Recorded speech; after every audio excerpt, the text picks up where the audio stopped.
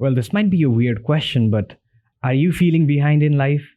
You open up your social media and you see people posting their most amazing lives, working the most high paying jobs and getting married in multi star hotels. Well, you now have the ability to compare your lives with thousands of people all over the world, which was virtually impossible less than 50 years ago. Back then you could only compare your life with a limited number of people in your tribe or your community. In fact, that is how it all began.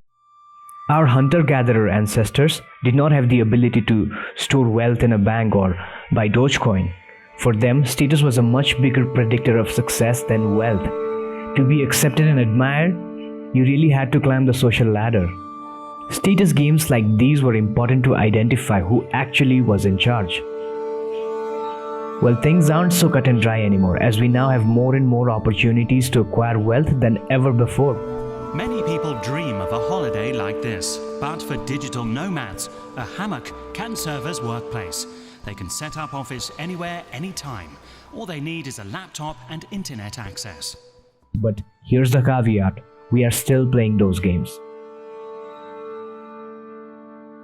So wealth is a very positive sum game. Status, on the other hand, is a zero-sum game. It's a very old game. We've been playing it since monkey tribes. And it's hierarchical, who's number one, who's number two, who's number three. To win at a status game, you have to put somebody else down.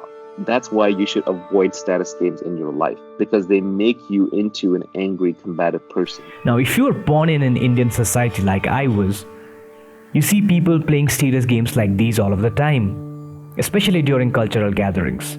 Maybe I'm being a little too judgmental here, but literally everyone is either trying to brag about their high-paying jobs, the expensive vacations, or their shiny SUV in the parking lot.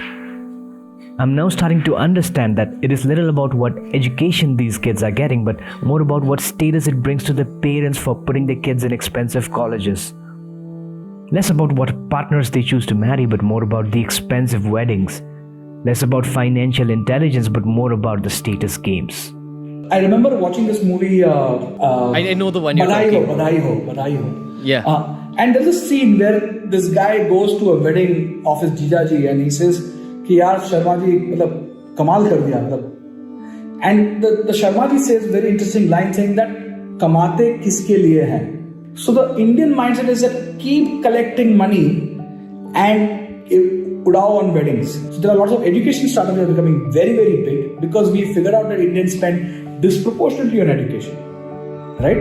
I often tell people that education in India is like treated like taweez, right? एक तावीज, दो तावीज, तीन तावीज, चावीज, जितना तावीज बेच सकते हो because everybody thinks of this as an insurance product के ये लगा देंगे तो बच्चा बढ़ जाएगा, ये लगा तो income बढ़ जाएगा. Most people think of real estate, fancy cars, and expensive lifestyle when they think of wealth, but that is just status. The more we play these societal games, the more we feel behind in life, as it is impossible to compete in such an environment where the odds are always stacked against you.